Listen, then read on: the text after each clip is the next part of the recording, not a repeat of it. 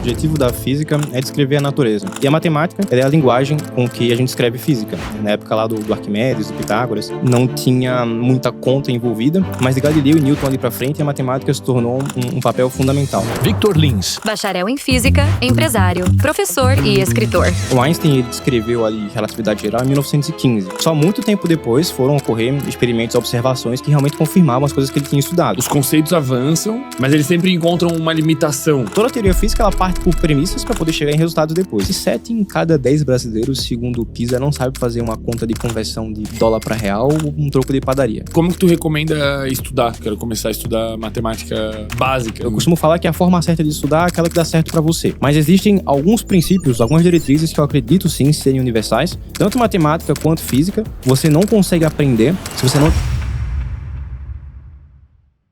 Ó, pessoal, rapidinho antes aqui da gente começar. Eu tava olhando as métricas do canal outro dia e eu percebi que 83,8% das pessoas que assistem os nossos episódios não são inscritas no canal. Então eu gostaria de pedir um favor para vocês de conferir se vocês já estão inscritos. Porque quando você se inscreve, vocês ajudam a gente a escalar os nossos convidados, a gente produzir melhores episódios e levar cada vez mais conteúdos para vocês. Então se inscreve aqui no canal, não custa nada e vai fazer uma diferença gigantesca pra gente. Muito obrigado. Victor, para que serve a física e a matemática? O que elas explicam? Cara, o objetivo da física é descrever a natureza, predizer ela de forma sistemática, com precisão. O que é que eu quero dizer com precisão, né? Até certas casas decimais de resultado, a gente ter um controle de até onde isso está certo.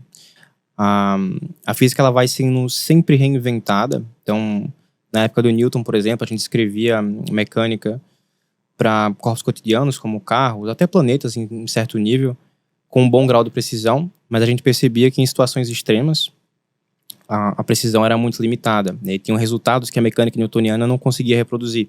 Por exemplo, a precessão do periélio de Mercúrio. O quê? A precessão do periélio de Mercúrio. O que é isso? Cara, quando Mercúrio ele vai realizar uma órbita em torno do Sol, a gente espera de tanto em tanto tempo que ocorra uma mudança na órbita no extremo dela. Então, você descreve aquele desenho que ele faz ali, certo? Em determinado ano, e de tempos em tempos, essa órbita, ela tilta, ela shifta um pouco. E quando a gente usa a mecânica de Newton para tentar predizer em quanto que é esse shift, que é o que a gente chama de precessão, o resultado que a gente observa, o resultado que a gente calcula, tinha uma diferença significativa. Então, a gente fica uma limitação no modelo do Newton, e depois que foi inventada a relatividade do Einstein, por exemplo, mais para frente, a gente conseguia recuperar esse resultado que a gente observava com precisão muito maior.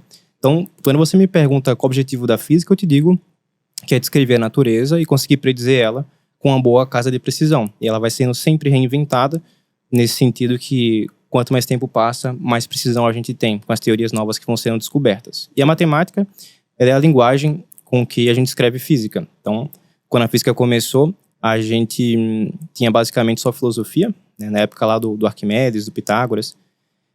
Não tinha muita conta envolvida, mas de Galileu e Newton ali para frente, a matemática se tornou um papel fundamental na física. O próprio Newton ele desenvolveu o cálculo diferencial integral 1, né? Que a gente chama hoje de cálculo 1. Dali em diante, conforme a matemática entrou na modernidade, ela teve cada vez mais aplicações na física. Então, enquanto a aplicabilidade na natureza, a matemática ela serve para isso.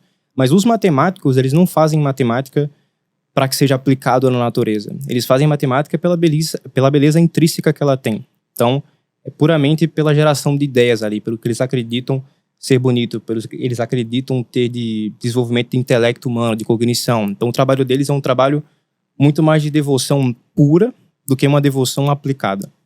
Então você tem a matemática em duas frentes. Uma para física e uma para matemática pura, né?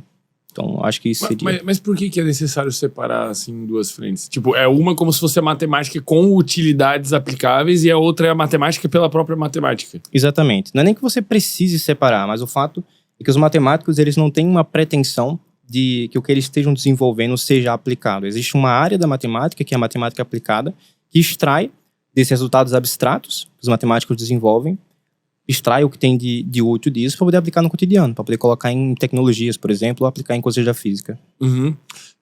Mas aí a gente sempre vai passar por um problema, não sei se é um problema, né? Mas é o jeito que a ciência simplesmente funciona, que os conceitos avançam e aí... mas eles sempre encontram uma limitação, vamos dizer assim. Quais são as principais limitações que a gente tinha e que a gente tem agora, assim, como que elas foram sendo rompidas, vamos dizer assim? Justo. Uma das limitações que eu acabei falando agora há pouco para você era essa, por exemplo, da precisão do periódico de Mercúrio. A gente percebeu que o resultado que a gente encontrava diferia do resultado que a gente observava. Uhum. E aí, quando Einstein veio, isso daí já não se tornou mais um problema, era previsto com uma precisão legal. Mas hoje, por exemplo, a teoria do Einstein, ela prevê buracos negros, né? E a gente não sabe o que acontece dentro dos buracos negros, então a limitação da teoria da relatividade geral.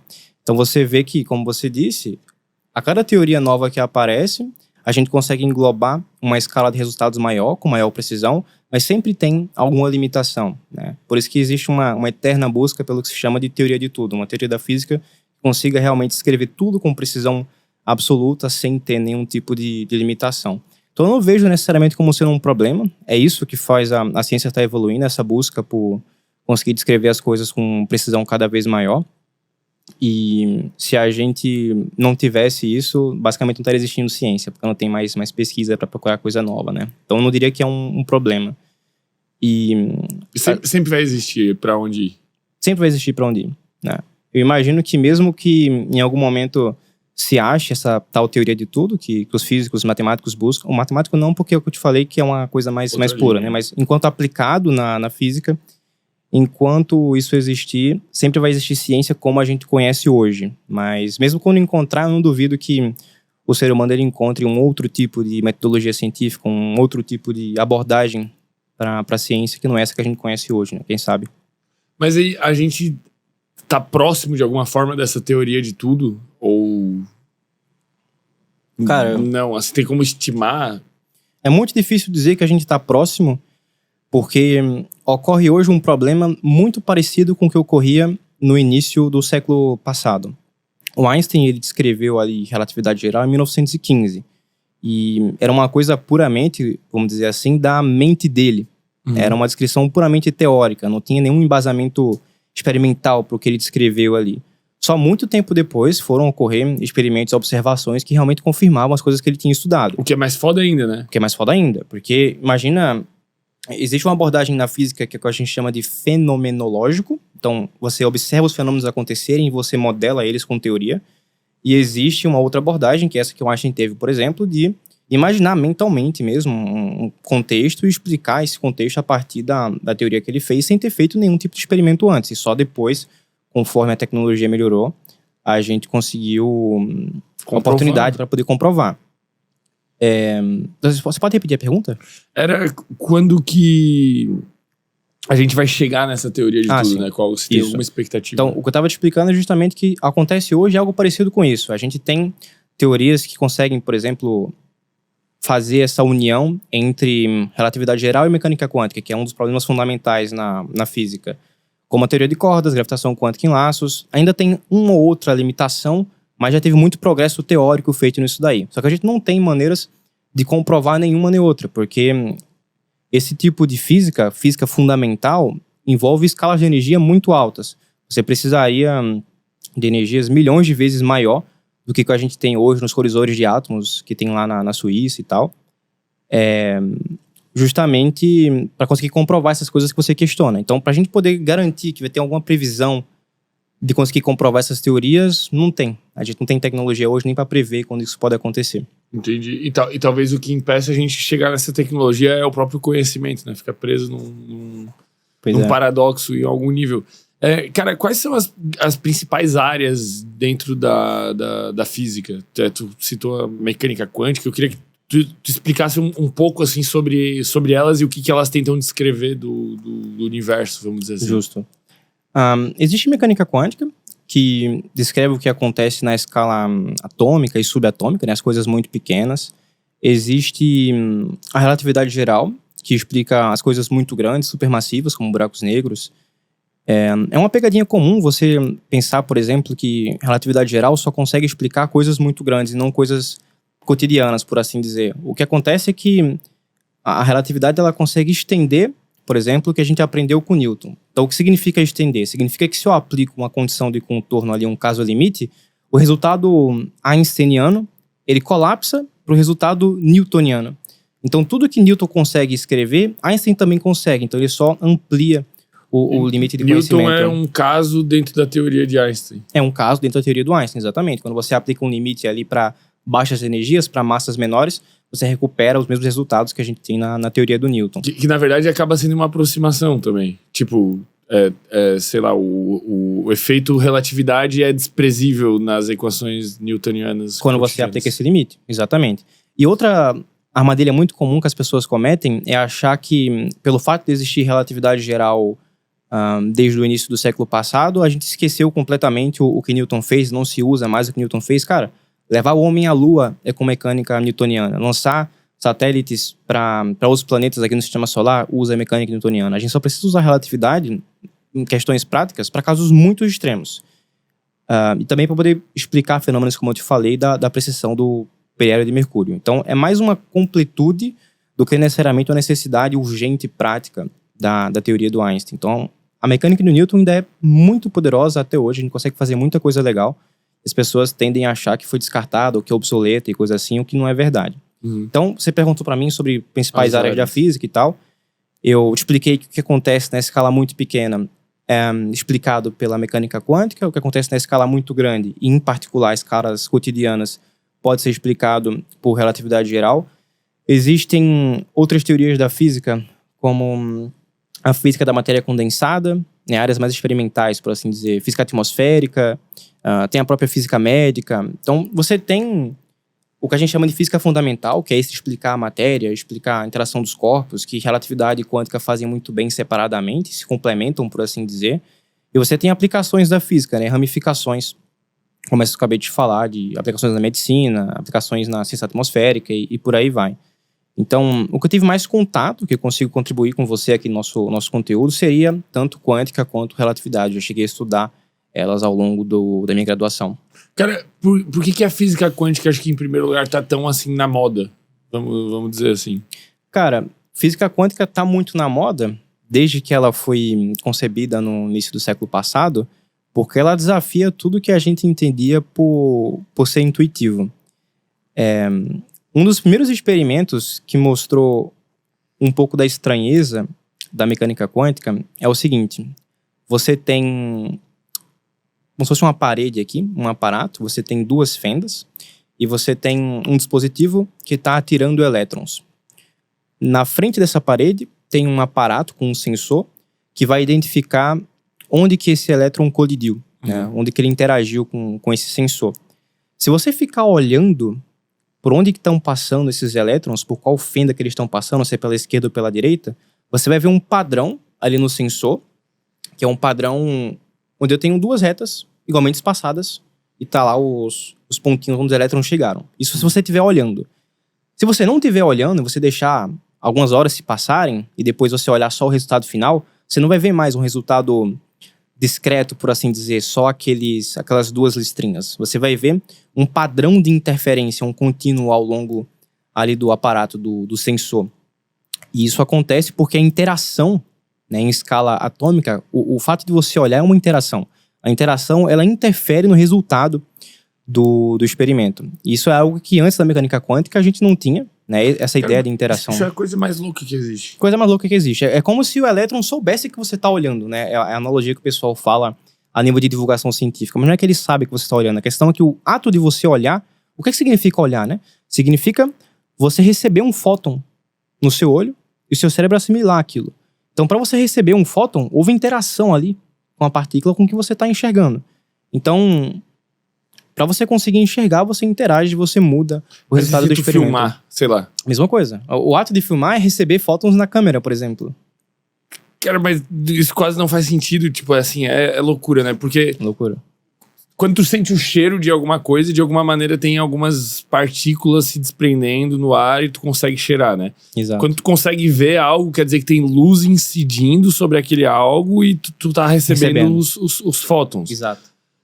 A luz tá incidindo sobre esses elétrons e sobre esse experimento de qualquer jeito e tá sendo emitido para todos os lados.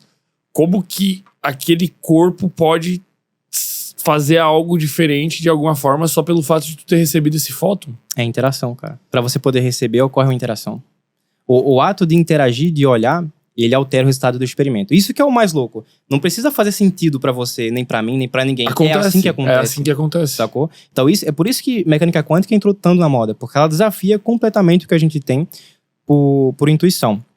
Então, no ensino superior, a gente aprende mecânica quântica de forma axiomática, que a gente chama. Então, os caras colocam, essas são as regras do jogo, né? Essa daqui é a equação de Schrödinger, essa daqui é o princípio de superposição, que é isso que eu te falei, que tem diversos estados, que é o que vem a analogia do gato de Schrödinger, né? O gato pode estar vivo, pode estar morto. Gente, por favor. Essa analogia? Uhum. Então, essa analogia ela serve para poder explicar de forma lúdica o que é que seria esse princípio de superposição. O experimento você tem uma caixa, você tem um gato nessa caixa tem como se fosse uma bomba ali com veneno, e a única forma de você saber se o gato está vivo ou morto é abrindo a caixa e vendo se o veneno saiu ou não daquela bomba ali, né? Então, enquanto você não abre a caixa, o gato, ele tá num estado superposto de vivo ou morto. Como assim vivo ou morto? Existe uma probabilidade dele estar no estado vivo e existe uma outra probabilidade dele estar no estado morto. A sua interação de olhar para a caixa aberta é o que determina o que aconteceu com o gato. Se ele vai colapsar para o estado vivo ou colapsar para o estado morto. Então, esse princípio de superposição na mecânica quântica diz isso, que uma partícula pode ocupar diversos estados diferentes, com probabilidades diferentes, e é a sua interação com a partícula que vai determinar para qual desses estados ela vai colapsar. E se você fizer um experimento repetidas vezes, a probabilidade com que a partícula assuma esses estados é determinada por esses números que vêm na frente dos estados, né? Então, o que eu quis te dizer foi, no ensino superior a gente tem essas diferentes leis, as diferentes regras do jogo que determinam ela. E se você para pra pensar, não tem nada de desnatural nessa abordagem, porque é a mesma coisa que a gente faz em física newtoniana. Tem as leis de Newton, tem as premissas do Newton. Da mesma forma que a gente tem premissas do Newton, na mecânica newtoniana, a gente tem as premissas da mecânica quântica. Então toda a teoria física, ela parte por premissas para poder chegar em resultados depois, né? Então, enfim, você começou me perguntando por que mecânica quântica entrou na moda e porque ela desafia a nossa intuição de diversas maneiras. E um parêntese que eu queria fazer sobre isso que a gente conversou a respeito de como que a gente enxerga essa interação de uma luz que chega pra gente e tal, tem tudo a ver do porquê que a gente chama buracos negros de negros. Porque o que descreve buracos negros é a teoria da relatividade geral do Einstein, né? Os buracos negros são uma solução inevitável do fato de relatividade geral ser uma verdade comprovada. E isso ocorre quando você tem um corpo muito massivo, que curva tanto o espaço-tempo, que conforme a luz está percorrendo um caminho ali perto, que a gente chama de geodésica, né, o caminho mais curto entre dois pontos. Quando a luz ela vai passar próximo ao buraco negro, se ela passar próximo demais, a curvatura naquela região ali é tão intensa que ela não consegue escapar. Então ela vai ficar sempre andando e circulando em torno ali naquela região que a gente não enxerga. E como a luz não escapa, ela não chega no olho. Se ela não chega no olho, você vê preto. Entendeu? E por que aquela imagem que saiu de um buraco negro do EHT, já tem alguns anos, acho que foi 2019. Um donut, assim? Isso, e tem um brilhinho assim ao redor, né? Por que naquela imagem a gente vê aquele brilho ao redor, por exemplo? Porque o brilho ao redor não são as luzes que ficaram lá dentro. São as luzes que a gente conseguiu ver ainda, que estavam no limite ali, né? Que chegaram para os nossos olhos. Então, buracos negros se chamam de negros porque a luz não chega pra gente. Ela ficou aprisionada naquela região ali de curvatura tão intensa. Cara, mas aí, a partir desse conhecimento, por exemplo, da mecânica quântica, as pessoas fazem extrapolações sem sentido em cima dessa compreensão, né? Sei lá, que... Uma extrapolação extrema, né? Se você mentalizar algo, esse algo vai acontecer. Por exemplo, usam fenômenos da física quântica para conseguir descrever esse tipo de coisa. Tu enxerga alguma conexão ou tu acha que é uma extrapolação tipo completamente sem sentido? Tu já deve ter ouvido falar esse tipo de coisa, provavelmente. Cara, em todo o meu entendimento, e eu não sou dono da verdade, tá? Mas no meu entendimento não tem nenhum tipo de correlação. Realmente só usam a palavra quântico pela popularidade que o termo tem e para tentar passar alguma credibilidade para uma coisa que não tem nenhum tipo de embasamento científico. Então isso de cura quântica, de lei da atração quântica, de coach quântico, essas coisas elas não têm nenhum tipo de amparo científico, não tem nada de correlação com as leis mesmo da mecânica quântica que eu estava começando a te explicar aqui agora, né? Uhum. Mas vocês chegam a entrar, por exemplo, em debates filosóficos acerca dessa questão, por exemplo, da dualidade, Cara, desde que foi concebido, né, o Einstein ele era uma pessoa que debatia fervorosamente com Bohr, por exemplo, que é um dos pioneiros da mecânica quântica, justamente por conta dessas dualidades que tinha, essas coisas que eram contraintuitivas. Um apresentava um ponto de vista, outro apresentava outro. O Einstein era muito cético dessas coisas que a gente falou agora sobre enxergar, mudar no resultado do experimento e tal. Ele fala que isso, na verdade, já estava determinado. Enfim, então sempre foi um debate filosófico mesmo do que significa. Então, na mecânica quântica, a gente tem diferentes escolas de pensamento, né? Mas a escola de pensamento mais aceita, difundida, né, na comunidade científica, é essa que aceita a interpretação do que eu te falei, que uma partícula ela pode ocupar diversos estados diferentes e o ato de interagir com ela faz ela colapsar para um estado específico. Então, existem debates, sim, filosóficos sobre essas coisas para conseguir descrever, mas, como tudo na ciência, existem consensos mais aceitos, né? E a gente continua avançando nisso, tipo, a gente tá mais perto de ter alguma resposta definitiva? Pelo menos sobre essas coisas, assim, tipo, são coisas que estão sendo experimentadas o tempo todo. Isso Sim. É a fronteira do conhecimento. Sim. Cara, em relação ao que está sendo experimentado, é um experimento antigo, né? Já tem mais de 100 anos esse tipo de coisa. Caraca. É um experimento antigo. Então não tem muita dúvida acerca dos resultados. A gente sabe já o que acontece, é reproduzível em qualquer laboratório.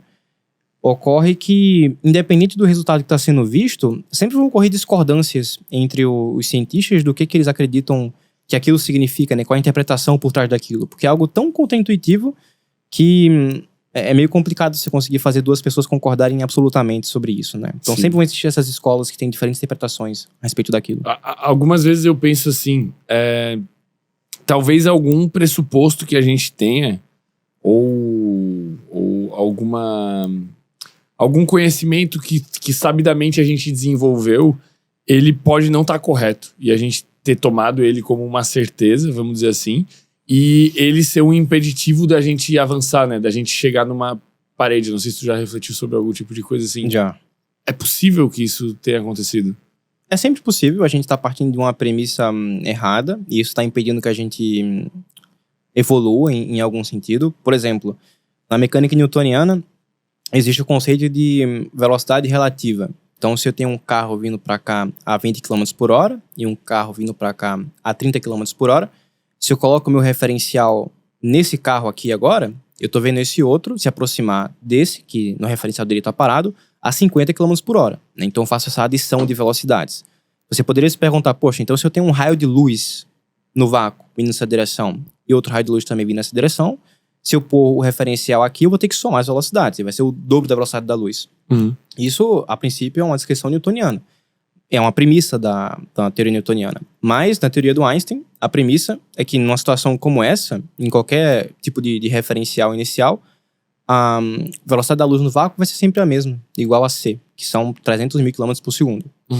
Então, a premissa, pelo que você acabou de presenciar, é algo que pode mudar completamente as limitações de resultados que você possui. São duas premissas que elas não podem coexistir. Não podem coexistir. Não podem coexistir. E ninguém sabe a resposta, mas alguma das duas está falsa. Alguma das duas está falsa. E a questão é que quando você concorda com a premissa do Einstein, você acaba conseguindo descrever uma gama muito maior de fenômenos, certo? Como eu acabei de te falar, a gente recupera os resultados do Newton e estende ainda para descrever outros mais extremos.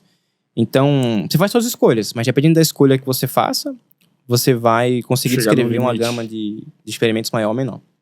Cara, isso é completamente doido. Doido, né? As premissas mudam tudo. As premissas mudam tudo. Pô.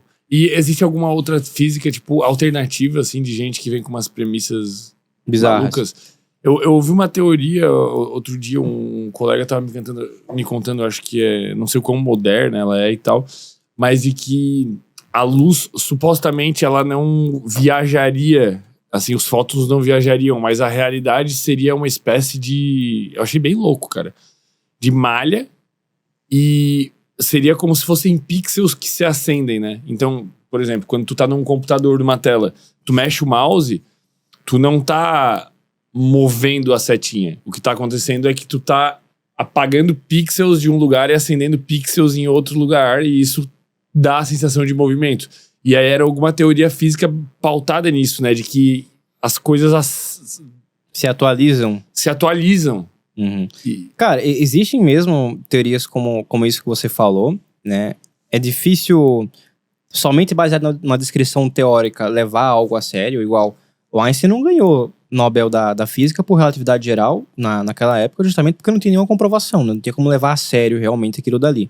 Da mesma maneira, uma descrição como essa que você fala, ela não é necessariamente incorreta, mas até que seja provada experimentalmente, física é uma ciência experimental, a gente não pode tomar como verdade absoluta. Mas existem sim descrições bizarras que todo mundo atribui de acordo com o que acha intuitivo e correto, e só o tempo e os físicos experimentais testarem pra gente saber o que é que se aplica melhor ou não. Uhum. E dentro disso tem teoria das cordas também. Tem cordas. O que é a teoria das cordas? É aceita de algum nível ou é só hipóteses? Cara, cordas também é uma área de pesquisa muito ativa, né? Assim como gravitação quântica em laços, que assume uma estrutura do espaço-tempo, igual você falou, em um grid, né? Uma malha discreto. Então, existem posições de tempo e espaço mínimas, que você consegue transitar entre um ponto e outro do grid, do quadradinho, por assim dizer. Existem cordas também, que assume que a partícula fundamental e indivisível do universo são espécies de cordas mesmo, coisas que vibram, e dependendo da vibração, dão origem a partículas subatômicas diferentes, né? Uma vibração dá origem para um elétron, por exemplo, e por assim vai. E eu não diria que é tipo só mais uma coisa que existe e a gente não explora tanto. Cordas é realmente uma área de pesquisa muito ativa, assim como áreas parecidas com a que você falou. Mas a gente não tem também nenhum tipo de comprovação no momento, né? Aquela história que precisa de uma escala de energia muito grande para conseguir comprovar, porque a gente não tem hoje nem previsão de ter esse acesso. O que um acelerador de partículas faz? E por que foi uma revolução? Cara, o que um acelerador de partículas faz, levando primeiro ao pé da letra, é acelerar partículas. Claro, mas por que isso é interessante, né? É o ponto. Quando você acelera as partículas a velocidades muito altas, você consegue entrar em regimes de aplicabilidade da relatividade, por exemplo. Porque, igual a gente conversou, em velocidades cotidianas, mecânica de Newton já é suficiente. Mas para velocidades muito altas, a gente consegue fazer experimentos de física moderna, de física mais atual. O tipo de interação, o tipo de resultado que a gente vê quando partículas se chocam, o espalhamento, a formação de novas partículas que ocorre ali, tudo isso permite a gente testar teorias que sejam mais modernas, então validar resultados que a gente tem descrições somente teóricas. Então o objetivo de um acelerador é chegar nesses regimes de escala de energia muito alto. É o principal objetivo. Entendi. E a partir disso tentar encontrar respostas. E tem uma outra coisa que eu li ali, sobre que seria essa geometria diferencial. Isso está relacionado com questões físicas ou já é uma abordagem mais matemática? Elas estão sempre juntas, né? Cara, geometria diferencial tem tudo a ver com física. Geometria diferencial é a linguagem com que a gente escreve em relatividade geral. Eu falei sobre isso também no podcast lá com o Lutz, porque ele ficou até de cara, porque eu não fazia ideia do que se tratava e da importância que isso tem. E é um dos motivos, inclusive, para eu ter escolhido seguir uma carreira na matemática pura em cima disso. Porque se em algum momento eu quiser fazer aplicações disso em física, eu vou poder pular sem dificuldade. Mas o que é, então, geometria diferencial? A gente, no começo de um curso de graduação, ensino superior em exatas, a gente estuda cálculo, né? Então, limites, derivadas integrais, que são taxas de variação, áreas ali, de figuras planas, né? Coisas nos números reais, ou R2 ou R3, né? Que é plano ou espaço tridimensional. Então, a gente estuda esse tipo de cálculo no começo ali do curso. Todos esses tipos de espaço que a gente estuda são casos particulares, em primeiro lugar, de um espaço Rn, que é um espaço que tem N dimensões. Aqui no mundo que a gente vive, a gente só enxerga até 3 dimensões, nada impede que possam existir mais dimensões, inclusive cordas é uma teoria que inclusive assume a existência de mais dimensões, que chamam de compactificadas, que a gente não consegue enxergar, mas essa descrição matematicamente falando, ela existe, certo? Então podem existir espaços até o Rn. Então o que a gente estuda de R, R2 e R3 no começo do ensino superior são casos particulares de Rn. Rn é um caso particular do que a gente chama de uma variedade diferencial. Uma variedade diferencial, que é objeto de estudo central da geometria diferencial, é um tipo de generalização de superfície que localmente se parece com um espaço Rn. Por exemplo, vamos trazer aqui para situações terrenas uma esfera. Uma esfera é uma variedade diferencial que localmente se parece com um plano. o planeta Terra, por exemplo. Localmente a gente tá aqui, parece que a gente tá num plano. Sim. Então uma esfera é uma variedade diferencial de dimensão 2, porque localmente se parece com R2, não Rn em geral, né? Então o que a geometria diferencial faz é criar todo esse formalismo e descrição do cálculo aplicado por essas ideias mais abstratas de superfícies, que são as variedades diferenciáveis. É isso que a geometria diferencial estuda. E por que isso tem tudo a ver com física? Porque na relatividade geral, o que a gente chama de espaço-tempo, né, as 3 coordenadas espaciais, a coordenada temporal enquanto uma coisa só, o espaço-tempo é uma variedade diferenciável. Então, o que isso quer dizer? Isso significa que a forma como a gente descreve o mundo, o universo onde a gente vive, é usando esses objetos abstratos da geometria diferencial. Só que, em vez de localmente parecer com R2, igual uma esfera, por exemplo... Parece com R3. É R4. Porque a gente tem 3 dimensões especiais e o tempo. São tudo misturado numa coisa só. Então, o que a gente chama... Que o tempo todo se fala na divulgação científica, espaço-tempo, espaço-tempo, espaço-tempo. Espaço-tempo é uma variedade diferenciável. E é isso que a geometria diferencial estuda. Esses objetos que a gente chama de variedades diferenciáveis. É uma generalização da ideia de superfície que a gente tem aqui, né? Que comprovação que a gente tem de que são indicativos corretos, assim? Sei lá, por exemplo, até isso, de que estamos em 3 dimensões e a quarta seria o tempo. Que comprovação que a gente tem, tipo, de que essa variável tempo existe? Cara, a comprovação que a gente tem é que quando a gente descreve as coisas dessa maneira, funciona. A gente tem a predição perfeita dos resultados. Então, que comprovação melhor a gente tem do que fazer um experimento e ver que os números que a gente encontra são os mesmos números que a gente encontra por meio dessa descrição, né? Então, a prova é basicamente essa. Mas assim, por exemplo, quando alguns dos cálculos do Einstein, lá em algum momento ele se deparou com um valor que seria o valor da energia escura, né? Daquela radioatividade que permeia o universo, alguma coisa assim, né? E isso não necessariamente existe. Quer dizer, pelo menos quando ele descobriu. Isso. Mas fechava uma conta. Né? Era um valor que sobrava, né? Tu fazia os cálculos, sobrava um valor dele. Vamos chamar esse valor de... constante cosmológica lá. Vamos chamar esse valor de C, sei lá.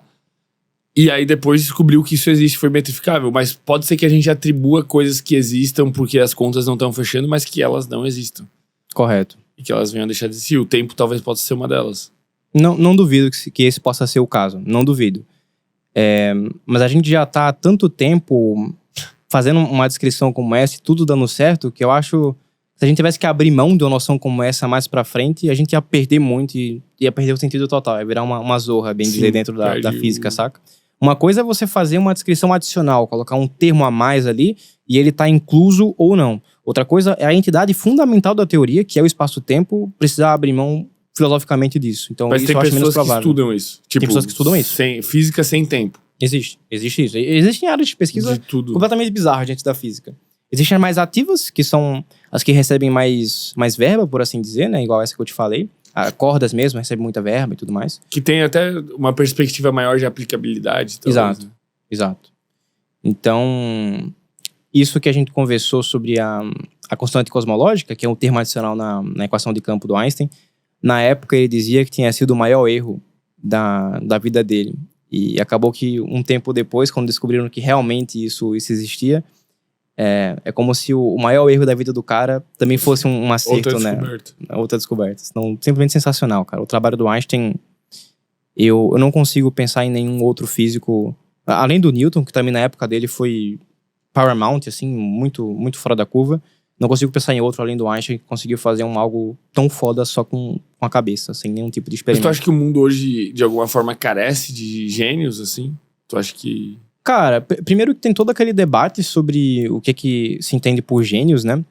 Tem debate também do que é inteligência, como que a gente mede inteligência e coisa assim. Então acho que já é uma premissa que precisaria ser trabalhada.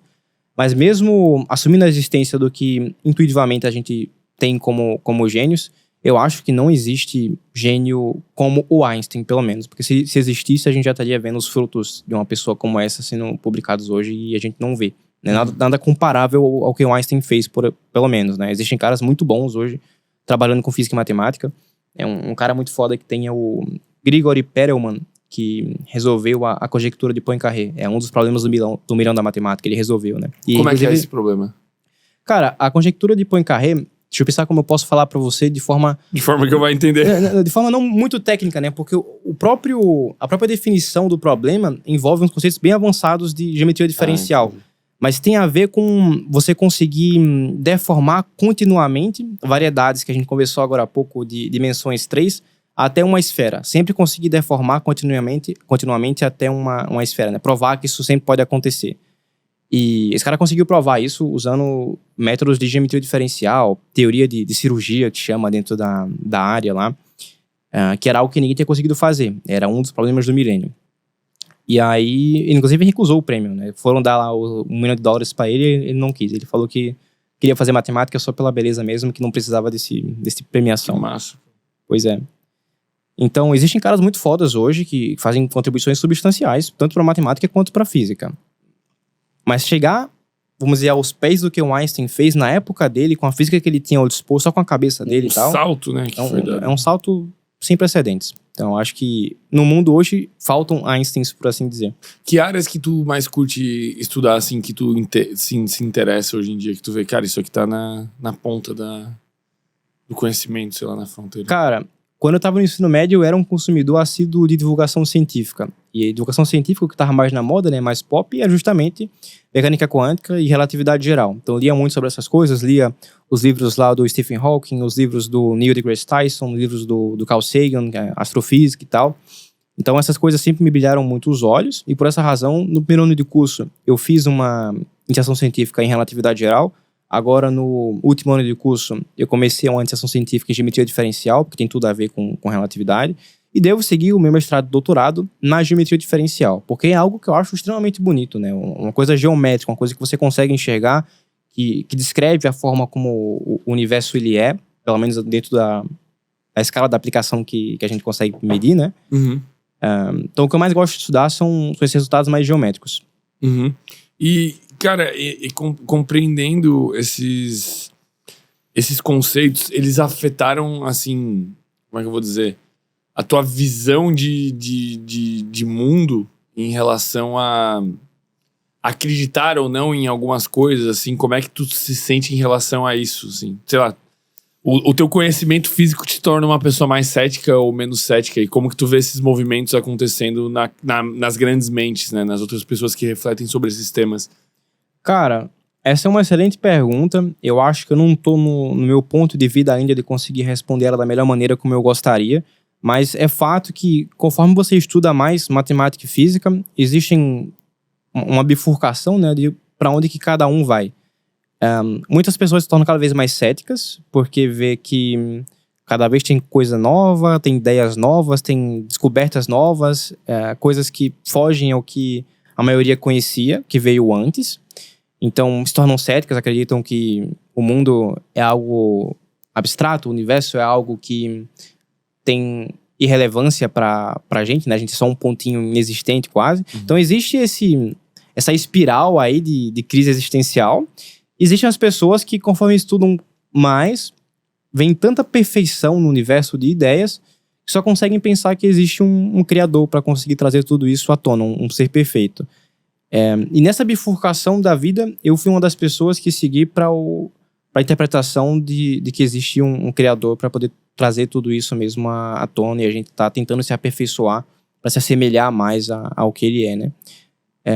Eu diria que essa bifurcação, ela não foi só por uma questão pura de matemática e física, mas também porque eu sou uma pessoa interessada em ler sobre teologia e me esclarecer mais sobre esses assuntos. Então, quando você pergunta, conforme eu estudo mais essas coisas, se isso influencia na maneira como eu vejo o mundo e tudo mais, eu diria que me aproxima mais de Deus, porque eu vejo a perfeição de como o universo é feito. E falando num sentido mais prático, estudar matemática e física me ajuda nas tomadas de decisão do meu dia a dia, pela forma como eu resolvo problemas, pela forma como eu abordo lidar com pressão, lidar com uma quantidade de tarefas muito grande. Me torna uma pessoa mais racional, de modo geral. E é por isso que matemática geralmente está relacionado a coeficientes como QI e coisa assim, porque quando você passa muito tempo resolvendo problemas, pensando em caminhos diferentes de abordar aquilo, você se torna uma pessoa mesmo mais racional, uma pessoa mais lógica. Então ajuda nesse sentido. Tu diria que uma pessoa que estuda física e matemática, ela fica mais inteligente? Com certeza. Objetivamente. Mas mais do que talvez outras coisas? Tipo...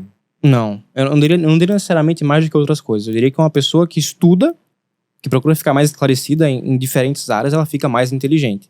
Quando ela estuda matemática e física, ela fica principalmente mais inteligente num sentido mais lógico, num sentido mais de racionalidade, de resolver problemas, isso claro.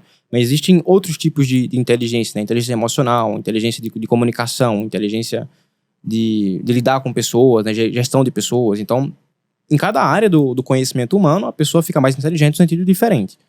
No sentido de matemática e física, você fica mais inteligente no sentido lógico mesmo, racional. Tem algum... Como é que tu indica, por exemplo, estudar essas matérias, né? Porque tu trouxe aqui, por sinal, muito bonito a capa. Muito obrigado, cara. Você conhece esse desenho na capa? A espiral de Fibonacci? Sim, é 1,618 lá o número... É, a constante, o número de ouro, que é número de ouro. O fizinho que tá aí colorido. Bem legal, né, cara? Tem a relação com o Leonardo da Vinci também. Ele fazia os desenhos dele usando a proporção áurea. Isso é algo incrível, né, cara? Esse número é algo que, de alguma maneira, tá embutido nesse algoritmo que descreve o universo, né? De alguma maneira, isso veio parar ali. Existem... Isso que você falou tá correto, né? Aparece mesmo em diversos contextos, mas a gente tem que tomar cuidado para não correlacionar algo que se parece com algo que é. Por exemplo, as pessoas quando falam da proporção áurea, elas colocam a foto de uma concha, por exemplo. A foto de uma concha que tem uma espiral ali. Falam, olha, como tá aparecendo no universo essa espiral aqui. Mas às vezes, se você for levar pra ponta da caneta, pra régua e medir lá a proporção, não é essa espiral. É só uma espiral qualquer, né? As espirais aparecem realmente em qualquer lugar dentro do universo. Então muitas pessoas cometem esse erro de fazer uma correspondência do que parece com o que realmente é. De fato aparece em diversos contextos dentro do universo essa proporção áurea, e inclusive na arte principalmente as pessoas gostam de usar porque tem uma harmonia ali que é agradável aos olhos. Na nossa biologia tem também, né? Nossa biologia também, o esquema celular. Então é uma coisa que se repete, mas tem que sempre tomar cuidado com essa armadilha de extrapolar demais. Né? Cara, como que tu recomenda estudar, então? Tipo, sei lá, eu quero começar a estudar matemática básica. Qual é o processo, ou física? Ou eu só quero ficar mais inteligente em algum assunto? Tem alguma metodologia que tu acredita ser a melhor de estudar? Cara, você pode me emprestar o livro rapidinho? Pô, por favor. É teu mesmo, né? Quer dizer, agora é meu. Agora é seu, pô. Primeiro, eu queria começar com um disclaimer que eu acho que não existe melhor forma do mundo, universal, que serve para todo mundo de estudar matemática e física, né? Eu costumo falar que a forma certa de estudar é aquela que dá certo para você. Mas existem alguns princípios, algumas diretrizes que eu acredito sim serem universais, basicamente não só pela experiência que eu tenho, mas de pessoas mais experientes que eu, pessoas menos experientes que eu, em termos de tempo de estudo, né? Pelo que eu vejo se repetir do que realmente foi padrão em dar certo e pelo que foi padrão de dar errado. Então são essas diretrizes que eu venho compartilhar com você aqui agora. Que é o seguinte: tanto matemática quanto física, você não consegue aprender se você não estiver resolvendo problemas. Então, o erro mais comum que as pessoas fazem quando estão estudando matemática, vamos supor que a pessoa tem 4 horas por dia para estudar matemática, né? Numa quarta-feira, por exemplo. Ela abre lá o livro, ela vai lendo aqui, bacana, esse raciocínio aqui eu tô acompanhando, tá fazendo sentido e tal. Ela passa tipo 3 horas lendo o capítulo, aí vê uma coisa no YouTube, assiste uma aula ali, aí faz uma pesquisa num fórum, vai lendo, tá fazendo sentido, beleza? E aí a última hora, uma hora ali que faltou, ela pegou, vou começar a resolver exercício. Aí abre lá, questão 1. Leio o enunciado, sei nem por onde começar. Aí, questão 2. Leio o enunciado, aí eu acho que eu sei fazer. Eu vi alguma coisa parecida no meio do capítulo. Aí começa lá a fazer e tal, travou, não deu certo. Vai começar a fazer a questão 3, opa, acaba o meu tempo que eu tenho. Ou eu tenho que dormir, ou eu tenho outro compromisso. Então você não conseguiu passar um tempo significativo nos exercícios. Isso é sinônimo de que quando você fechou o livro e foi dormir e chegou os próximos dias, você esqueceu praticamente tudo que você estudou. Por mais que ler seja um hábito excelente, só ler, só ver o que está aqui no livro e assimilar na nossa cabeça é uma das formas mais passivas que existe de se aprender coisa alguma. Você cai no esquecimento se você não estiver revisando. E em matemática, principalmente, se você não estiver resolvendo problemas. Então, isso de você parar para resolver exercícios e tornar disso a prioridade dentro da sua sessão de estudo, das 4 horas que você tem ali, no mínimo mesmo, 2 horas e meia você passar resolvendo problemas, no mínimo. Mais tempo do que... Mais tempo do que a metade, com certeza. Você tem que passar. E as pessoas me questionam, poxa, mas se eu vou passar, sei lá, 3 horas resolvendo o problema e só 1 hora vendo a teoria, eu não vou conseguir ver parte significativa da teoria, né? Eu vou ter que ver uma parte pequena ali e tal. E o que eu costumo falar é, cara, você não precisa regurgitar os detalhes da teoria na maior parte do tempo. Você precisa saber como aquilo se aplica. Porque o bom autor, ele vai escrever um parágrafo dentro do livro dele que faça sentido pra você. Então, acompanhar o que tá escrito é a coisa mais fácil do mundo. Sim. Né? A maioria das vezes. A maioria das vezes. Porque às vezes o autor nem é tão claro, ou você também não tem um embasamento tão bom pra conseguir entender o que tá escrito, né? Isso. Mas dentro das condições ideais, acompanhar um parágrafo é a parte mais fácil do estudo. Sim. Então você não vai gastar muito tempo naturalmente no meio do capítulo. Quando você parar pra resolver problema, é quando você vai fazer correspondências, quando você vai criar caminhos, quando você vai ver o que funciona de técnica de resolução e o que não funciona. Então, desde uma frustração até uma alegria de conquista de ter conseguido resolver, esse lado mais emocional e psicológico é o que faz você ficar retido mesmo com o conteúdo que você aprendeu. Então, quando você me pergunta com relação à forma de estudar e tal, eu diria que uma principal diretriz que não tem como fugir é passar a maior parte do tempo realmente em problemas. Você vai ter um aproveitamento maior em estudar 1/3 da teoria do capítulo, mas aplicar muito bem isso em questões, do que você estudar 100% da teoria do capítulo e passar quase tempo nenhum em exercícios. Então, estude menos, mas faça mais questão, que você vai ter um desempenho, né? Pra quem vê isso de forma utilitarista, você vai ter notas melhores, por assim dizer, né? E por que o brasileiro, ele é ruim em matemática, assim? Se é que ele é ruim, né? Mas a minha percepção é que ele é ruim. Mas eu sou engenheiro. Uma estatística que eu até compartilhei lá no Lutz também é que 7 em cada 10 brasileiros, segundo o PISA, não sabe fazer uma conta de conversão de dólar para real ou um troco de padaria. Jesus amado. 7 em cada 10 brasileiros. Chega a chocante pra gente, né? Pensar nisso. Mas essa é a verdade, esses são os dados. E eu diria que esse não é um problema exclusivamente do brasileiro, né? Existem muitas outras nações que também têm um ensino precário em matemática. E as razões são multifatoriais, né? Tem uma questão socioeconômica, por exemplo, uma pessoa que não tem condição de estudar numa escola bem conceituada e vai para uma pública que às vezes é sucateada e tem acesso a professores que não estão muito motivados para dar aula porque os alunos não têm muito interesse, os alunos não têm incentivo dos pais para estudar, né? Os pais às vezes não têm educação formal nenhuma, passa mais tempo trabalhando ali com os pais em vendas e coisas assim. Então, enfim, existe uma precariedade multifatorial ali que influencia as pessoas a nem quererem estudar, independente de ser matemático ou não. Como matemática é intrinsecamente difícil de aprender... Mas é difícil? É difícil. Ou é lenda? Cara, matemática é sempre difícil o tempo todo, independente do momento de vida que você esteja. Esse que é o ponto, né? Matemática é uma coisa...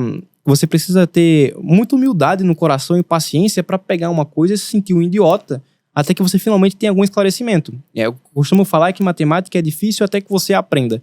Depois que você aprendeu, por múltiplas vezes, resolveu muita questão daquilo, você já está apto até a ensinar outra pessoa como é que faz aquilo. Eu comecei a dar aula com 15 anos de idade, porque eu já tinha estudado bastante em alguns assuntos e eu sempre dava aulas para pessoas que estavam em momentos anteriores a mim dentro do grau de escolaridade, né?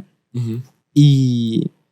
Enfim, eu diria que matemática é difícil por conta desse esquema inevitável de você precisar passar por exercícios que você não tem domínio, que desafiam o teu intelecto, que te xingam de burro o tempo todo. As pessoas não querem sentir esse incômodo. Uhum. Para as pessoas é muito mais cômodo abrir um livro de história, abrir um livro de geografia, abrir um livro de biologia, ler, assimilar o que tem ali, fazer umas questões que faz correspondência com o que tem na teoria e acabou. Faz muito melhor pro ego da pessoa. Abrir um livro de matemática que toca no lado mais íntimo do seu ego é o mais complicado. Então, tem influência que as pessoas não têm o hábito de ler, não têm o hábito de estudar por livro, então só assistir aula e só aula não ensina nada. Tem isso das condições mesmo econômicas, sociais, de incentivo e tudo mais. Então, juntando tudo isso, que é uma realidade do Brasil, eu acho que é o que faz as pessoas aqui no Brasil serem muito ruins em matemática. É uma falta de incentivo, uma falta de ensino de qualidade, uma falta de hábito de estudar por livros e a própria dificuldade, intrínseca da matemática. Sim, porque, cara, é sempre assim, que matéria que tu vai mal, matemática, todo mundo. Eu sempre fui o contrário, imagino tu também, né? Porque... Mas aí quem gosta, vai embora. É porque é uma... tudo bem, eu até concordo. Chegar na faculdade.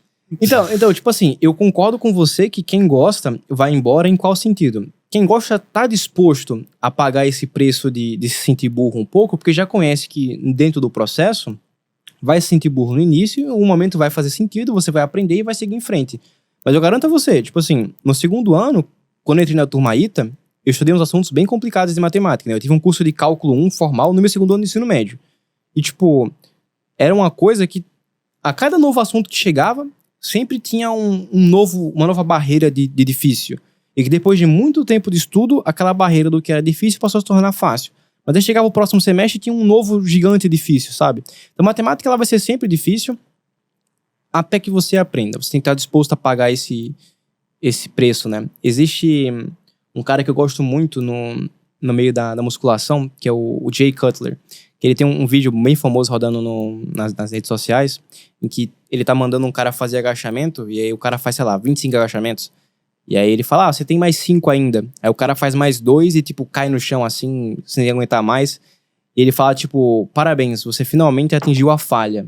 O único lugar pra ir após a falha é pro sucesso. Então, dentro da matemática, é a mesma coisa, cara. Você tem que atingir a falha, você tem que errar pra caramba, você tem que estar disposto a chegar até esse ponto. No limite. No limite do limite pra conseguir aprender, saca? E as pessoas não querem chegar até a falha na academia, ficar com a perna doendo. Mesma coisa aqui, não quer ficar com o ego atingido. O que é realmente difícil na matemática? Tipo, aonde que tu fala, pô, aqui tá difícil? Cara, o que eu acho que é difícil é esse fato da forma de estudar ser tão difícil as outras matérias. Não é só você ler e assimilar o que está escrito. Você tem que parar para olhar para um problema, para uma folha em branco e para um enunciado que tá te pedindo alguma coisa. Você tem que criar uma ideia que não está explícita para você. Você tem que pensar em como corresponder o que você sabe da teoria com o que a questão está pedindo, o que ela deu de informação, e inserir isso numa fórmula, encadear uma linha de raciocínio, justificar os seus passos, chegar num resultado que seja razoável, que faça sentido. Então, é uma coisa tão sistemática, que tem tanta coisa envolvida que é diferente de outras áreas, que faz a pessoa julgar como difícil, e eu também julgo que realmente é difícil. Uhum. Então acho que o que torna ela difícil é essa sistemática de resolução de problemas ser tão diferente de outras áreas. Tem conceitos que tu, hoje em dia, ainda tu tá estudando, tu fica tipo, meu Deus, isso aqui tá muito difícil. Tipo, Definitivamente. Piora, na real, pior ainda. É o que eu te falei, matemática é sempre difícil, cara. Quanto mais você estuda, quanto mais você chega em áreas novas, sempre vai aparecer coisas mais difíceis. Igual, na minha iniciação científica, eu tô estudando agora tensores, né? É o assunto mais recente que eu tô estudando. O que são tensores? Cara, o que são tensores, né? Eu te expliquei primeiro o que eram variedades diferenciáveis, certo? Pra quem estiver assistindo agora o episódio e não lembrar, volta lá pra um momento do vídeo onde eu defini isso, que é importante pra conseguir acompanhar agora. E beleza, existe lá a sua variedade diferenciável. Vamos pegar um caso particular, que é, por exemplo, a esfera, certo? Existe o que a gente chama de espaço tangente a um ponto da variedade. A gente pode pensar, no caso de uma esfera, que esse espaço tangente é um plano tangente. Então agora você imagina uma esfera e você imagina um plano tocando um ponto dessa esfera, certo? A gente tá sempre vendo casos particulares para conseguir captar. E aí, dentro desse plano tangente, a gente tem vetores que são definidos ao longo desse plano, em torno desse ponto aqui, ancorados nesse ponto, né? E existem funções que tomam vetores aqui, pontos desse espaço tangente, em números reais. Essas funções que levam esses vetores em números reais é o que a gente chama de tensor. Só que claro que tensor é uma coisa mais geral do que isso, né? A gente tem um produto cartesiano que a gente chama de diversos espaços tangentes que estão definidos em torno de toda essa variedade e levam todos esses pontos, essas escolhas de vetores em números reais. E aí você vai falar, cara, tá bom, você falou um bocado de coisa aí, só que às vezes não pareceu ter aplicabilidade nenhuma. Mas tem aplicabilidade. Uma coisa que a gente define de forma abstrata, nesse momento, enquanto matemática pura, depois vem a matemática aplicada. As pessoas pegam isso e trazem para coisas que têm utilidade no cotidiano, por assim dizer. A equação de campo de Einstein é uma equação tensorial. A gente tem o tensor de curvatura, que vai definir como o espaço vai se curvar, o espaço-tempo. E a gente tem um tensor de energia-momento, que vai dizer como que essa massa e essa energia, que são equivalentes, elas vão... É uma igualdade, né? Então o tensor de energia-momento vai ser igual ao tensor de curvatura, junto com constantes que estão acompanhando ali aqueles dois termos. Então, surgiu a aplicabilidade. São tensores essas coisas que ditam, né, a curvatura e a massa e a energia. Tem cálculo com matriz relacionada a tensor também? Sim, porque a gente consegue descrever as componentes de um tensor, como eles geralmente têm índices, né? A gente pode pensar numa matriz como sendo, por exemplo, um A e J, né? Um A11, por exemplo, é o primeiro elemento, o A12 é o segundo elemento, e por assim vai. Então, tensores de dois índices, por exemplo, a gente consegue colocar as componentes em uma matriz M por N, por exemplo. Só que se eu tenho agora 3 índices, por exemplo, eu tenho uma matriz tridimensional. Eu tenho a matriz plana, que a gente geralmente vê, e agora tem profundidade, porque é tipo um A1, 2, 3 agora. Tipo um cubo, exatamente. Só que é como se fosse um paralelepípedo, na verdade, porque não precisa ser as 4 arestas iguais, né? E aí você pode ter tensores como tensor de curvatura, que tem 4 índices, que já não consegue mais enxergar. Entendi. Eu cheguei a estudar isso aí, cara, em alguma matéria do curso. Provavelmente álgebra linear. Álgebra linear. Porque tensores são funções multilineares. É por isso. E são funções multilineares em espaços vetoriais. Esses espaços tangentes que eu te falei, que no caso de uma esfera ou com um plano em cima é um plano tangente, eles são espaços vetoriais. E aí tensores são funções que levam essas escolhas de vetores que eu te falei em números reais. Cara, tu não acha que a matemática ela tem um pouco de... Talvez esse desinteresse das pessoas em aprender seja por falta de aplicação mesmo? Tudo bem que as pessoas são burras em coisas que elas precisariam saber, mas... Justa. Cara, eu acho que é natural você questionar a dedicação do seu tempo a algo que aparenta não ter utilidade prática. É um questionamento justo. Só que quando você passa a entender que matemática faz parte da formação mesmo cognitiva de um ser humano, pra você conseguir se tornar uma pessoa que toma boas decisões, que vê as coisas de um ponto de vista lógico, que consegue pensar em problemas de forma sistemática, não tem relação necessariamente com a trigonometria, com uma matriz e coisas bem específicas. Tem relação mesmo com a forma como você vai pensar logicamente ao longo da sua vida. Quando você começa a enxergar a aplicação da matemática como sendo um crescimento do seu próprio intelecto, da sua cognição, pra mim não precisa mais justificativa nenhuma. Não precisa de tipo, você vai usar Bhaskara porque você vai calcular a área de um terreno que tem uma curva aqui parabólica e tal. Não precisou forçar tanto a barra pra poder justificar aprender matemática. Você aprende matemática porque você vai se tornar mais inteligente fazendo isso. Principalmente por esses mecanismos pra resolução de problemas complexos, né? Exatamente. Você aprende a pensar as coisas de forma sistemática, a dividir em tarefas menores, a procurar caminhos diferentes. Se algo não der certo, você procurar outra coisa. Isso são qualidades que você desenvolve e que você usa no dia a dia. Essa forma de pensar, entendeu? A se tornar mais lógico, a pensar mais rápido e tudo mais. Mas eu, pelo menos, eu diria que o conteúdo que tem nesse livro aqui, que é matemática básica, isso daqui sim é algo imprescindível para todo tipo de pessoa, do mais novo até o mais velho, aprender. É uma formação básica, assim, do ser humano. Tipo, você não pode sair da escola sem saber o que tá aqui nesse livro. Nem da vida. Nem da vida. Então, sei lá, não vou falar pra você que você precisa dominar a geometria diferencial, por exemplo, pra poder se tornar uma pessoa mais inteligente e tal. Infelizmente, a gente tem um tempo limitado na vida. A gente precisa gerir os recursos que a gente tem, o tempo que a gente tem, a energia que a gente tem. Então não dá pra exigir que você estude tudo de matemática só com o objetivo de se tornar mais inteligente. Mas pelo menos o que tem aqui nesse livro, que foi o objetivo que eu escrevi ele, é algo imprescindível pra qualquer ser humano.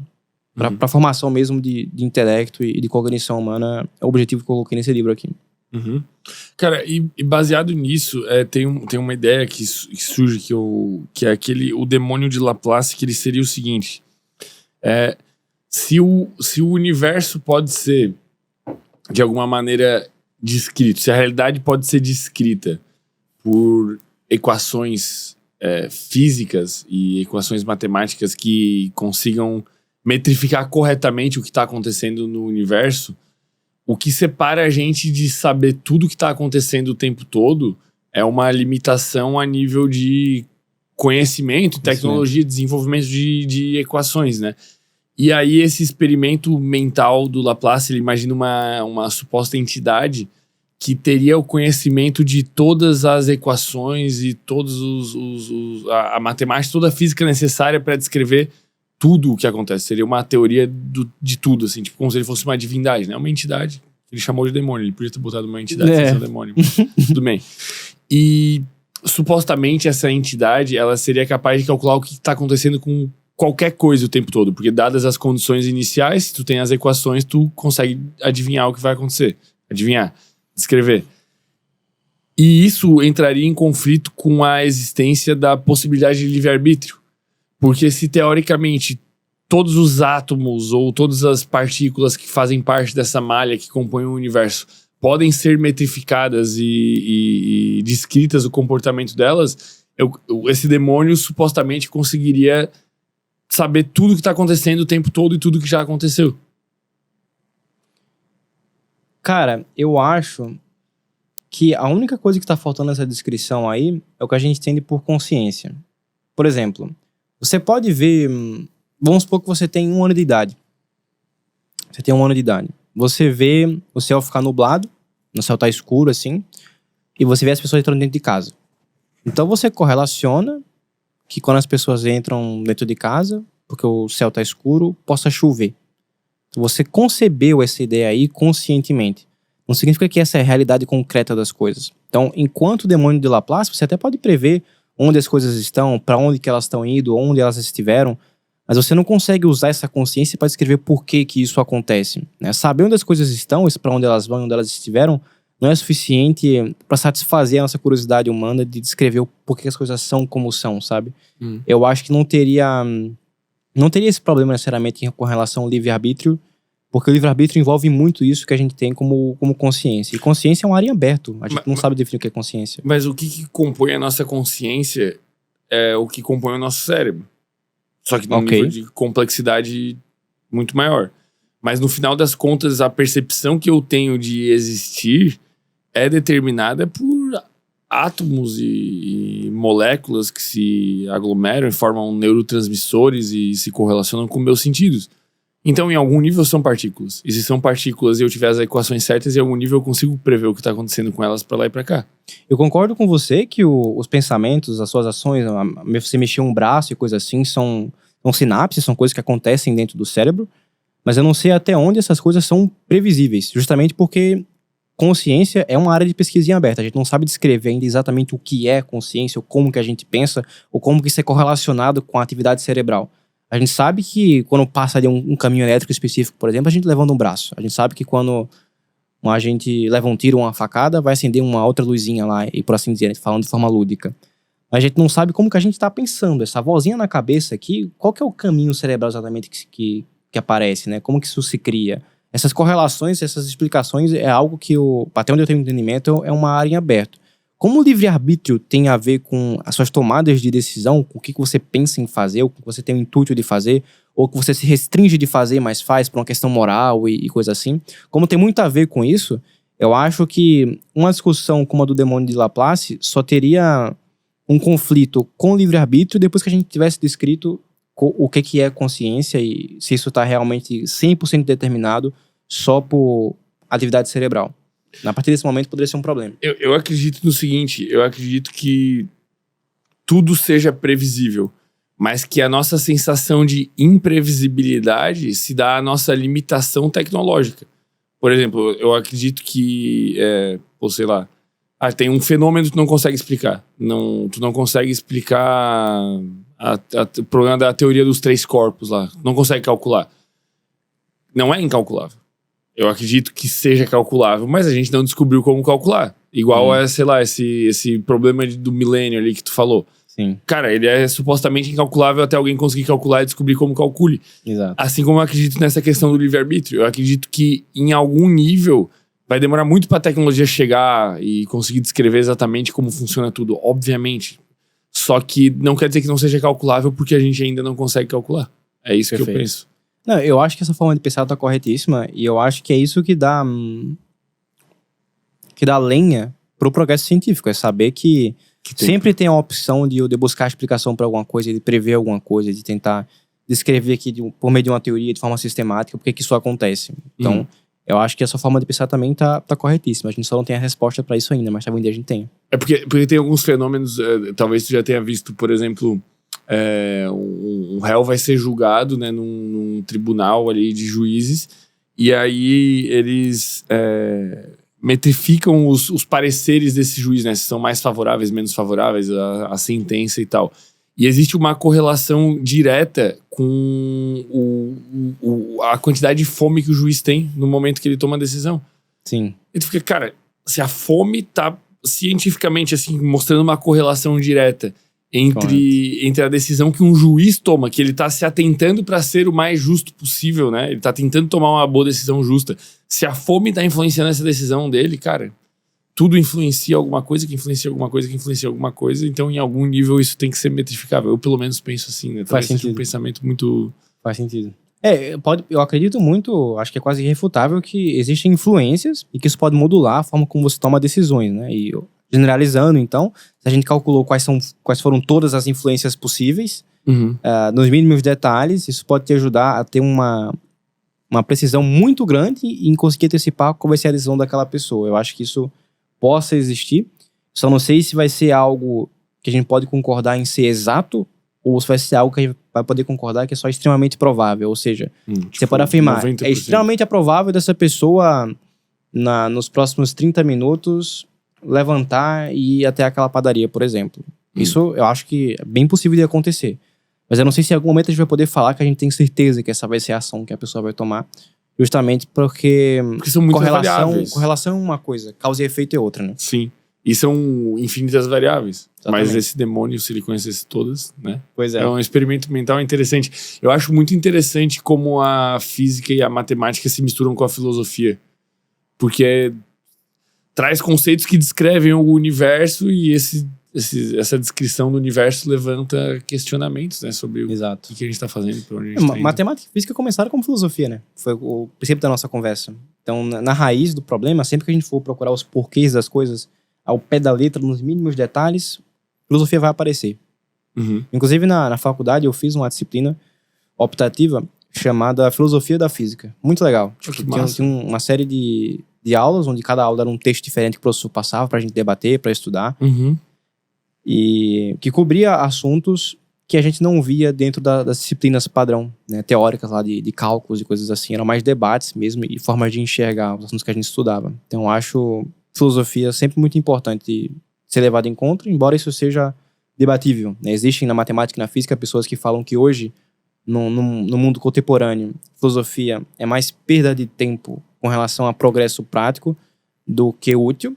E existe uma gama de outras pessoas que acreditam que filosofia é fundamental. Sempre que a gente quiser chegar no pé da letra das coisas, vai ter que usar a filosofia, por exemplo. Então, cara, ciência é sempre debates, escolas diferentes e consensos. Sim, já tem um debate sobre o próprio debate, né? Pois é.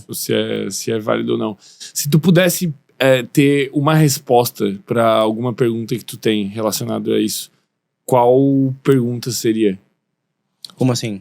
Se tu tivesse acesso à descrição de algum fenômeno que ainda não tem resposta, né? E tu pudesse descobrir essa resposta, qual resposta tu escolheria descobrir? Sei lá, talvez algum dos problemas do milênio?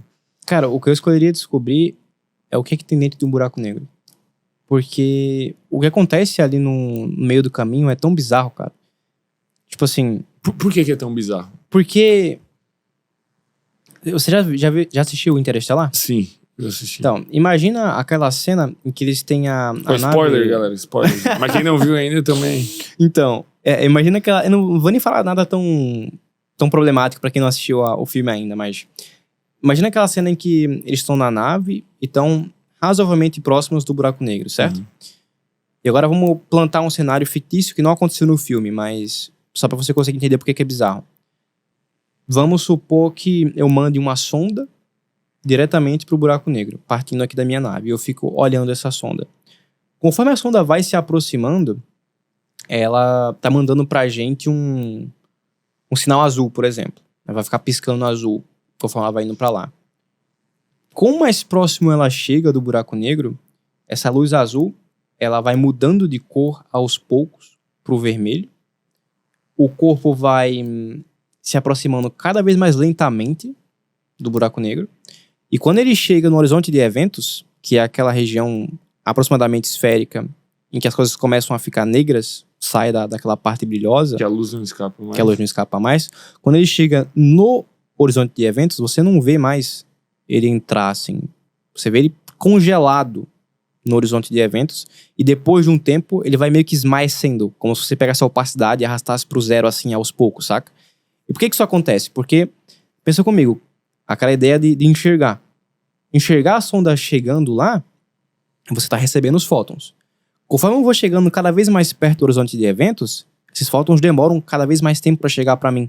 Porque estão sendo puxados com muita força. Então, quando ele chega exatamente no ponto do horizonte, o último fóton que tá ali não chega para mim. Eu não consigo ver ele entrando. Por que eu não consigo ver ele entrando? Porque a animação dele entrando não chega para mim, sacou? Então, eu queria... Isso é muito louco. Muito louco, cara.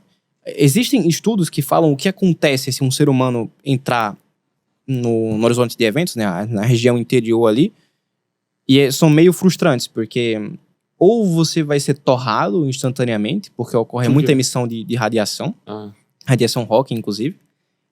Então, você cruzou ali, você vai ser derretido, não conseguiu ver nada de legal. Por outro lado, se não tiver muita atividade de radiação, você vai ser esmagado, porque você tá aqui em pé na Terra. Você pula, a Terra te puxa. Beleza, é uma gravidade ok. No buraco negro, conforme você tá chegando na região ali do horizonte de eventos... Cada vez mais gravidade. Cada vez mais gravidade, em um nível que a sua diferença de altura entre a sua cabeça e os seus pés, embora pareça pequena aqui na Terra, é uma diferença significativa pro buraco negro. Então, os seus pés vão ser puxados com uma força muito maior do que a sua cabeça e você vai ser espaguetificado. Então, isso que acontece. Se fosse um ser humano tentar entrar. E vai, tipo... Um macarrão. É porque, tipo assim, teu pé se espichou porque a gravidade tá mais forte, vamos supor, né? Se deformou. E vai ficar mais forte, daí tu vai, tipo, se... desintegrar no meio. Deve ser bem desprazeroso. Desprazeroso. Então, como é fisicamente impossível para um ser humano a gente nunca vai saber. Nunca vai saber. Porra. Então eu queria muito ver. É isso que se eu tivesse a resposta, se eu pudesse saber o que acontece talvez a gente nunca saiba, pô. Eu talvez nunca saiba. É como se fosse... Cara, é como se fosse uma limitação da natureza. Tipo assim, isso daqui vocês nunca vão saber.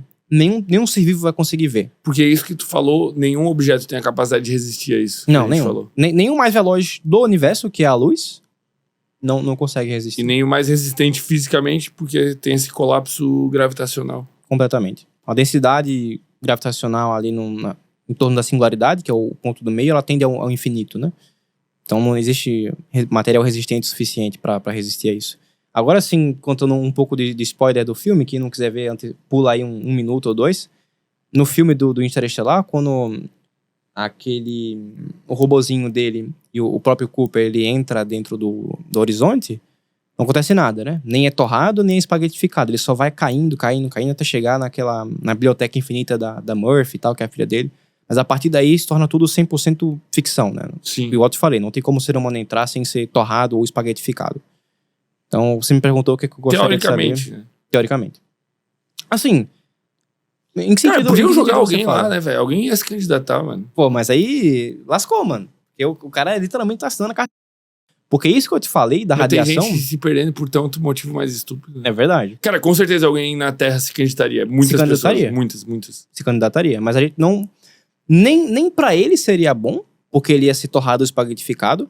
Nem pra nós seria bom, porque se ele estivesse carregando uma filmadora, por exemplo, é a mesma história que eu te falei das luzes. Não vai chegar pra gente. Não vai chegar. Então, não tem jeito, cara. A gente não tem acesso. O que seria interessante a gente conseguir metrificar, sei lá, talvez a radiação, sei lá.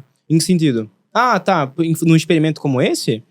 Cara, eu acho que não tem nada... útil que a gente conseguiria tirar. Em mandar uma pessoa ali pro horizonte. Porque a parte teórica do que vai acontecer a gente já sabe. A existência do buraco negro a gente já sabe também.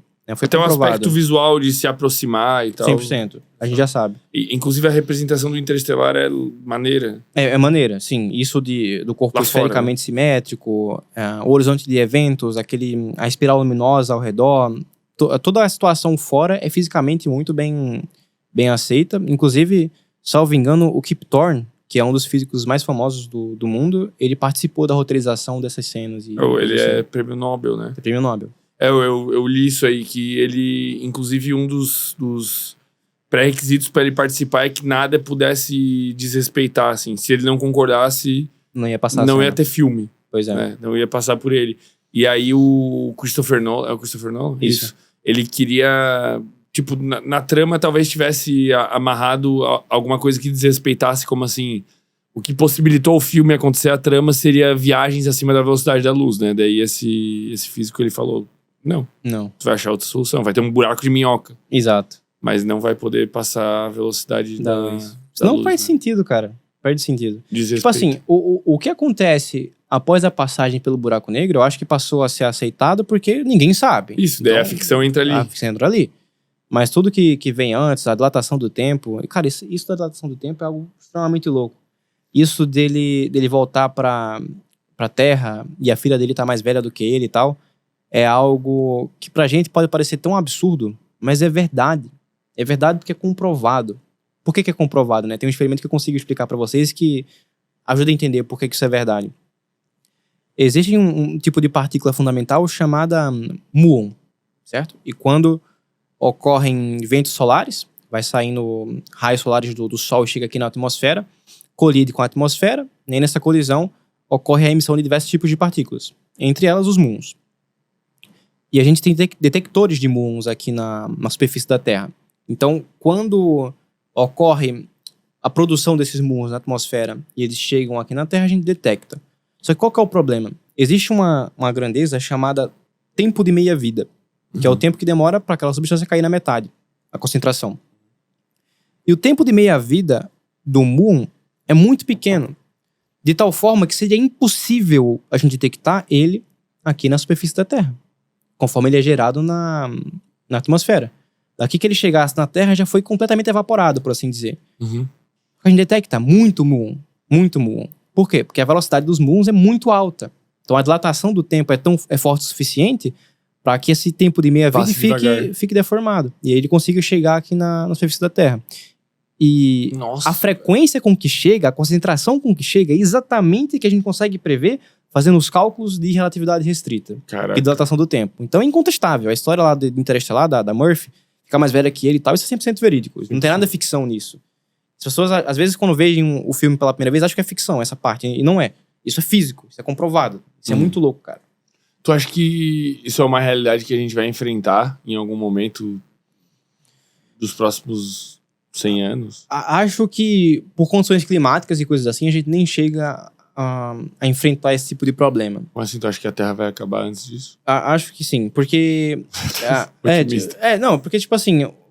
Salvo engano, um dos dispositivos mais velozes que a gente já conseguiu lançar bateu, tipo, entre 70 e 100 km por segundo de velocidade. Tá. Quilômetros por segundo, né? São 100 km por segundo, é coisa pra caramba, né? Pra nós. Mas, para a velocidade da luz, são 300 mil km por segundo, não é nada de 70 a 100. Então, os efeitos relativísticos de dilatação do tempo são muito pequenos nessa escala. Então, pra gente conseguir chegar em velocidades próximas da luz e resistir, o corpo humano resistir a isso, é bizarro pra gente ter problema com isso, sacou? Mas a gente teria mecanismos de conseguir atingir velocidades, tipo, bem altas. Partículas, por exemplo, em aceleradores atingem, mas o corpo humano aguentar esse processo de aceleração até chegar nessa velocidade seria bem complicado. Eu não consigo ver a biologia humana aguentando esse tipo de processo brutal de aceleração. Os pilotos lá que usam aqueles caças e tudo mais, tem aquelas forças G8, Força G10, né? Força G. Os caras, na velocidade ultrassônica ali, que não é nada de outro mundo também, desmaia, né? Passa um tempo, pode ficar com a pele envelhecida e tudo mais. Imagina para chegar a velocidades comparáveis à da luz. É uma biologia que a gente não aguenta, eu diria. Talvez em algum momento eles achem uma solução, né? Que faça com que... O corpo humano não sinta isso. Eu não duvido.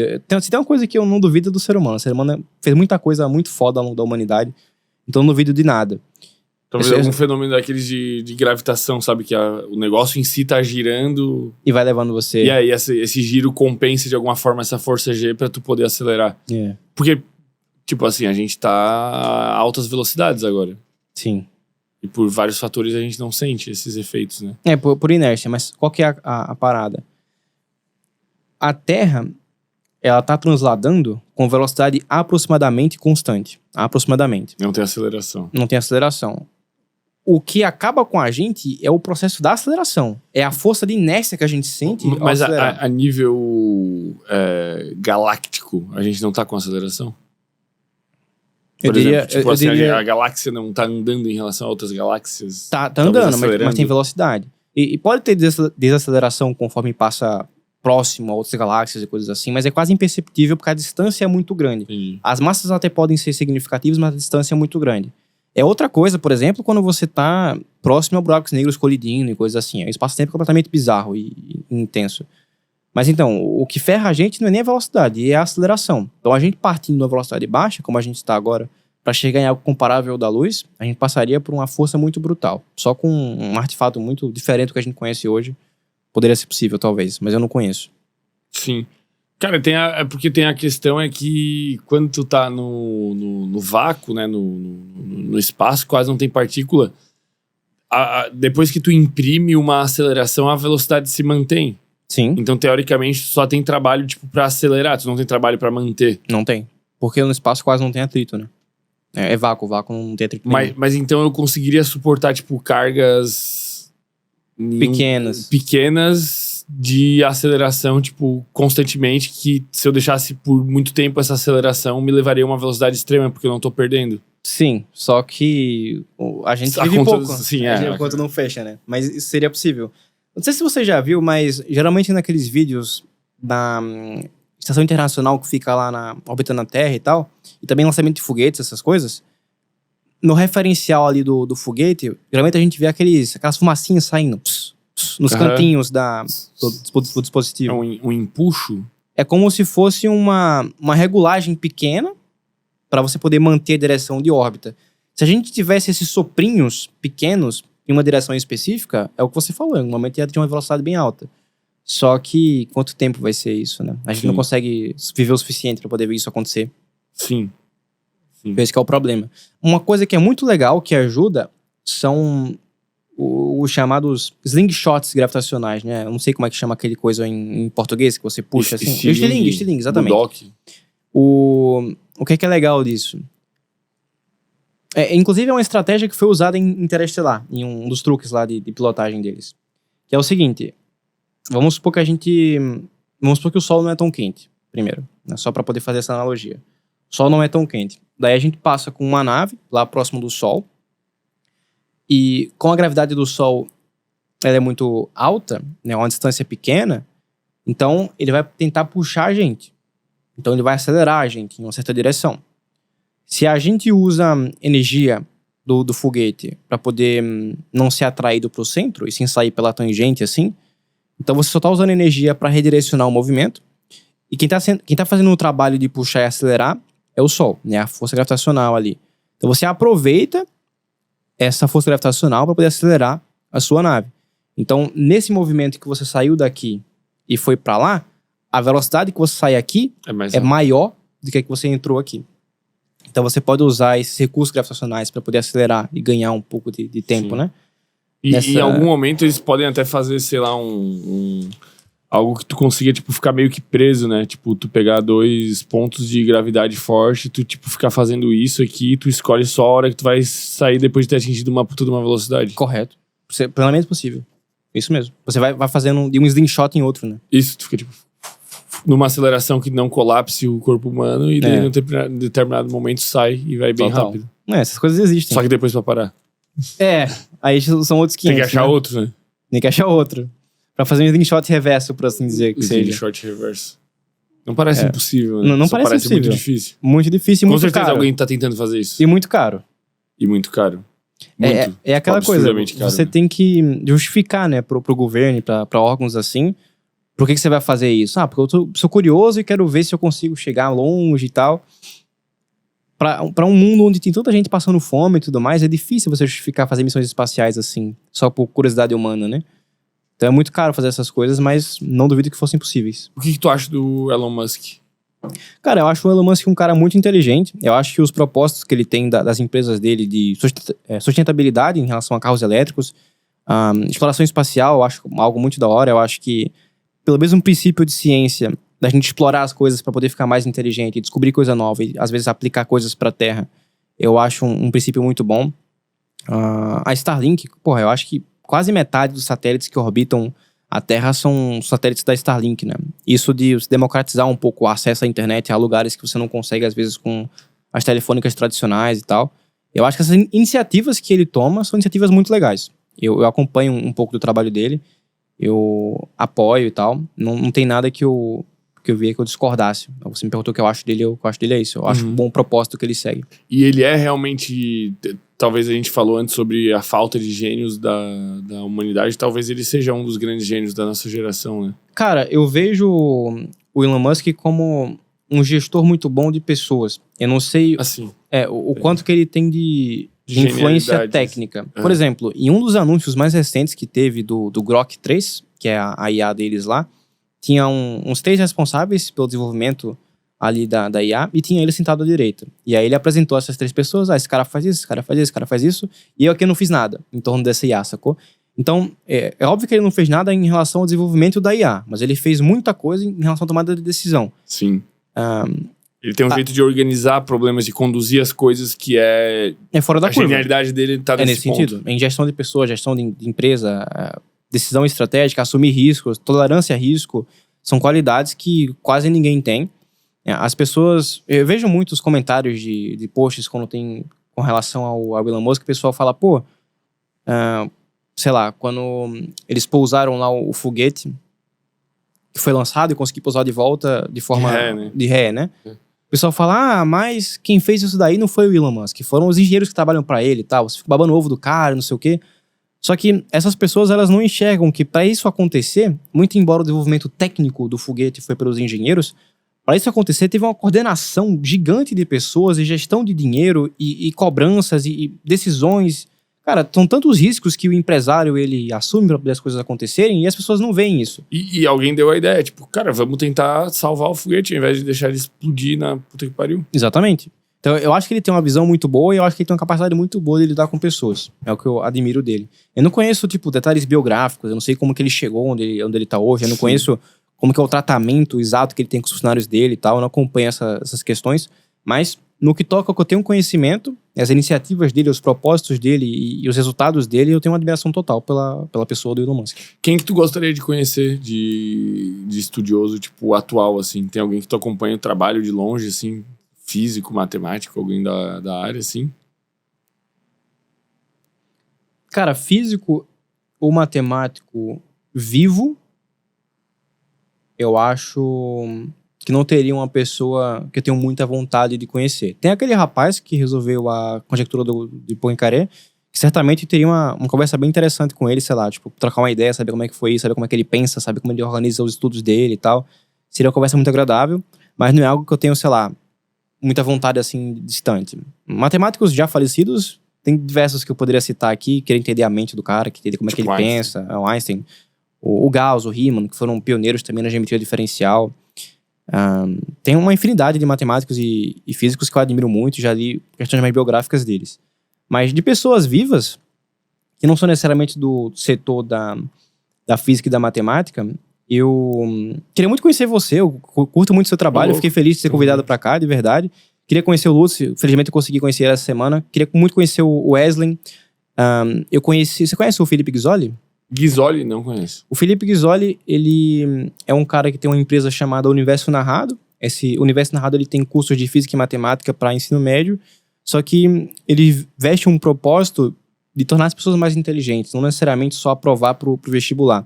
E eu trabalhei lá com ele de 2022 para 2023, quase 1 ano e meio. É uma empresa grande, bem conceituada no mercado. As aprovações, os resultados que eles têm são muito bons.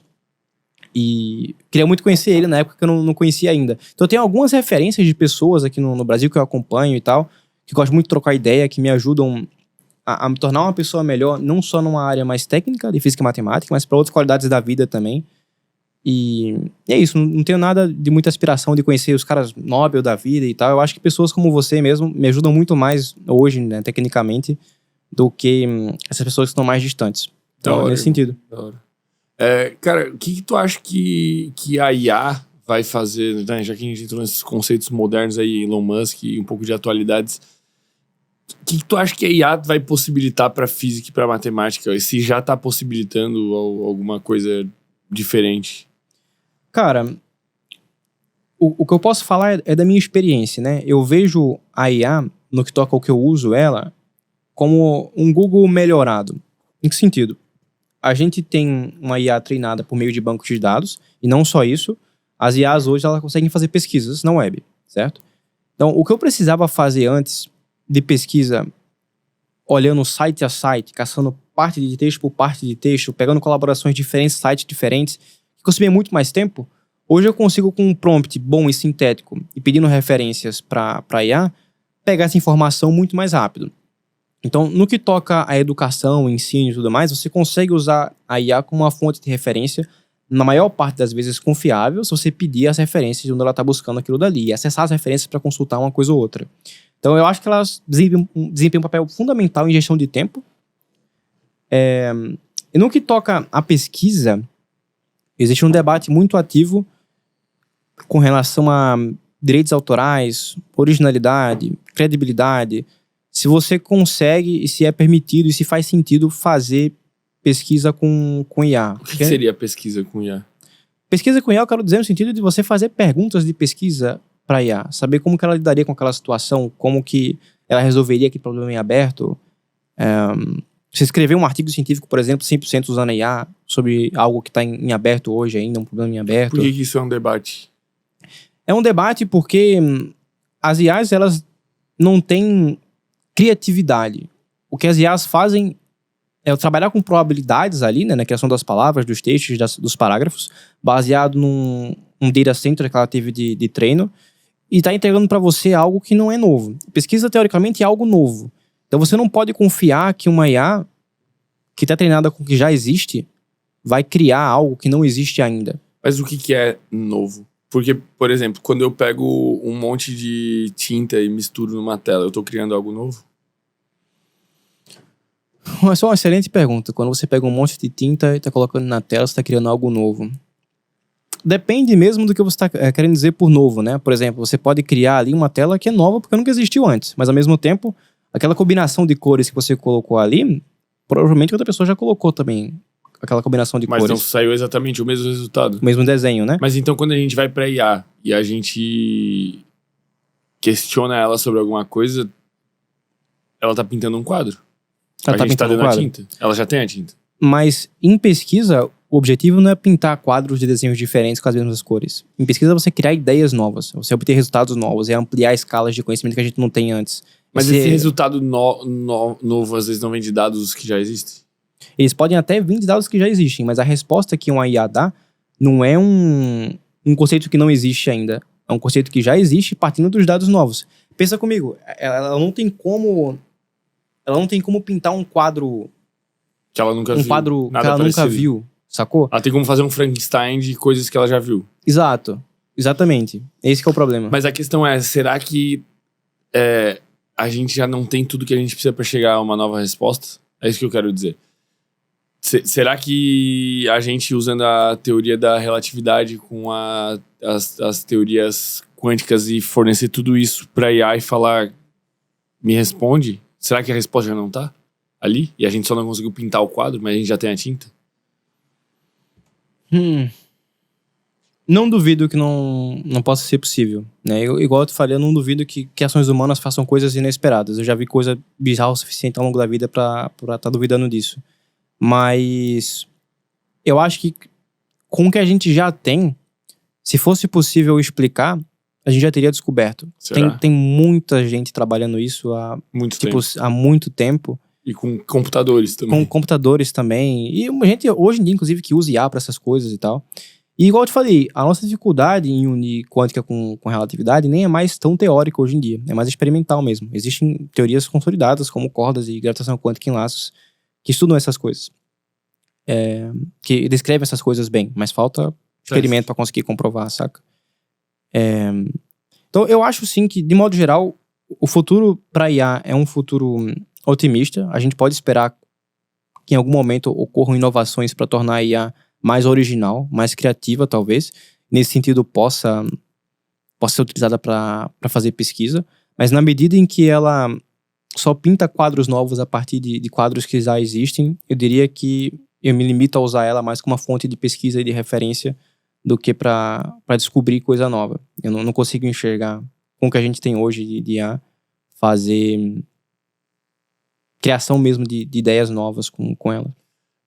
É que eu parto de um pressuposto assim, né? Eu sempre penso que não existe que o novo é um rearranjo de coisas que existem, sempre. O que eu tô falando aqui é novo? Ou talvez nunca ninguém tenha falado na história da humanidade exatamente essa colocação de palavras que eu tô falando aqui. Então, a percepção de novo é por um rearranjo de coisas que existem. Então, eu acho que a IA tem a capacidade de inovar em algum nível. Tipo, vai ser novo pra gente, mesmo todas as informações já estando aqui. Até porque a física e a matemática, na minha visão, que é leiga, né? Elas estão reconhecendo apenas o universo, né? Elas não estão A física e a matemática, elas não inovam. Elas tateiam o universo e descrevem o que elas estão enxergando. Então, os dados já estão aí. E talvez a IA, na minha opinião, tenha a capacidade de tatear melhor esses dados e trazer outras explicações. É isso que Faz sentido. Eu penso que talvez possa acontecer. Papo de maluco, né? Não, eu acho que é um debate filosófico, é um ponto de vista válido que você está trazendo, depende muito do que a gente entende por novo. Por exemplo, quando a gente tinha só mecânica newtoniana, será que falar diferente os termos que existiam ali, reescrever diferente as premissas que o Newton assumia, ia produzir os resultados que depois a gente teve com relatividade? Eu acho, a princípio, que não, porque o que o Einstein precisou fazer foi assumir premissas completamente diferentes e fazer experimentos mentais de coisas que não existiam antes. Isso partiu da consciência humana, né? É algo que eu não sei se um IA só com um rearranjo de termos conseguiria fazer, mas quem sabe? Às vezes, essa ausência de gênios que a gente conversou, como Einstein, que a gente tem hoje, dependendo de como seja o futuro aí da IA, a gente veja IAs Einsteins da vida, criando coisas que a gente não tinha antes. Não duvido que isso possa acontecer. Possivelmente. Da hora. Irmão, tem algum recado que tu queira deixar pra galera que te acompanha aí? Sei lá, talvez o jovem que odeia matemática, ou a pessoa que odeia matemática, ou a pessoa que tá surtada ouvindo as coisas que a gente conversou, que acontece também. Pessoal, eu vim aqui primeiro com o objetivo de conhecer o Fermento, que é um cara que eu admiro muito, bater um papo, tentar agregar valor pra vocês, mas a mensagem principal que eu queria deixar pra vocês aqui é que não odeiem matemática. A matemática é muito bonito. Da mesma maneira que você pode pegar, às vezes, um poema escrito em mandarim, não entender nada, porque a linguagem que tá ali você pode não conhecer. Da mesma maneira, a matemática tem muita coisa de bonito que você só não consegue enxergar ainda porque você não conhece a linguagem. Você debruçar o seu tempo para estudar matemática básica primeiro, seja pelo meu livro ou por algum outro, é uma coisa que se paga muito no longo prazo de formação sua mesmo cognitiva. Você vai ver que no longo prazo você vai conseguir tomar decisões melhores, você vai conseguir pensar melhor, encadear ideias melhor, lidar com situações da vida de forma mais sistemática. Podem confiar nisso que eu tô falando, porque eu presenciei isso na minha vida e de outras pessoas também.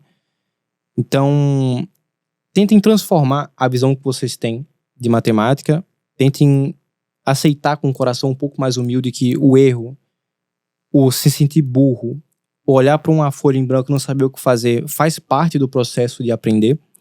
E se você aceita isso, você está disposto a pagar esse preço que o Jay Cutler lá fala como falha, chegar ao ponto de aceitar estar falhando, vocês vão chegar muito longe. E muitos de vocês que nesse momento podem odiar a matemática, podem passar a amar, às vezes, descobrir um mundo que você não conhecia antes. Então eu espero conseguir colaborar e incentivar você a fazer isso com essa mensagem. Se você tem interesse em aprender mais de matemática, se você tem interesse em passar para mim dúvidas que você possa ter, dúvidas de carreira, se os seus pais fazem pressão falando que vai passar fome, fazendo matemática ou física e tal, fique à vontade para falar comigo no meu Instagram, lá no direct. Eu posso falar o meu arroba? Fique à vontade, irmão, por favor. O VHS Lins, eu procuro responder a DM de todo mundo que manda mensagem para mim. Então, se você tá vendo esse vídeo e se identifica com isso de alguma forma, pode mandar mensagem para mim, que eu vou procurar separar um tempo lá para conversar com você. Então, estudem matemática. Tem uma coisa que eu sempre falei, né? Que eu fiz engenharia civil, pô, eu fiz estágios e tal, mas eu nunca atuei, né? Eu peguei o diploma e tá lá na gaveta, lá em cima. Só que eu sempre falei, cara, tem muita coisa que eu acho que eu perdi tempo. Muita matéria que não faz sentido nenhum pra minha vida e tal. E festa, um monte de loucura, né? Federal. Mas aprender a raciocinar sobre problemas, cara, muda a vida. Assim, eu sou uma pessoa antes de saber cálculo e física e outra pessoa depois de saber cálculo e física. Com certeza. Eu sei o conceito aqui, decor, sei não sei o que, vou resolver uma integral dupla hoje. Não vou saber fazer. Claro. Mas eu sei olhar para um problema muito difícil e eu sei abordar ele de uma maneira que quem não tem esse tipo de conhecimento não tem. Essa é a parte que fica, cara. Essa é o repertório que você ganhou, é a sua forma de enxergar as coisas que você ficou. E as pessoas não conseguem enxergar isso na maior parte do tempo. As pessoas perguntam no ensino fundamental, poxa, mas por que eu tenho que aprender Bhaskara, cara? Por que eu tenho que saber encontrar o valor do X? Cara, o objetivo não é encontrar o X, o objetivo não é decorar a fórmula de Bhaskara, mas é o repertório que você ganha fazendo isso, é aquele poder oculto que você ganha estudando e que você só consegue ver depois de muito tempo no dia a dia, a melhora com que você tem tomada de decisão, né? A questão mais lógica. Então, invistam o tempo de vocês em aprender matemática e vocês vão ver que não precisa ser aquela coisa chata que geralmente a gente tem na escola. Procurem bons livros para estudar, experimentem O meu livro tem uma amostra dele no site da editora, que é mobiuseditora.com.br, Mobis Editora. Vocês podem baixar lá para olhar um pouco do sumário, o restante dos capítulos. Tem como sortear lá para dar uma olhada. Espero que vocês gostem, que se ajude a transformar a relação de vocês com a matemática. Perfeito, irmão. Esse é meu, hein? Claro, com certeza. Aqui, mas também, cara, obrigado demais, velho. Tamo junto. Obrigado por ter vindo aqui compartilhar esse conhecimento, essas nuances tão interessantes, né, cara? Eu acho que a pessoa... Eu gosto mais quando a pessoa assiste um episódio e sai com mais perguntas do que respostas. A gente abordou inúmeras respostas, né? Teve coisas aqui que o pessoal aprendeu. Só que é um aprendizado que logo ele te faz... Tá, mas isso, e sabe? Te vem essa vontade. É muito gostoso sair com essa sensação. E acho que a gente conseguiu causar essa sensação. Pô, obrigado por ter vindo aqui, irmão. Cara, o prazer foi todo meu. O objetivo da conversa não só é entregar uma mensagem, que é essa que eu tentei entregar agora no final, mas também criar novas perguntas. Trazer mais curiosidade, né? Dar origem a mais episódios. Inclusive, se vocês tiverem outras dúvidas, coisas que vocês criaram de perguntas ao longo do episódio, coloquem nos comentários aí, interajam, que a gente pode, de repente, gravar em outro momento, um outro episódio pra responder. Perfeito, irmão. Obrigado, cara. Valeu, meu querido. Grande prazer, viu? Valeu, Verdade. Foi um prazer, velho. Tamo junto.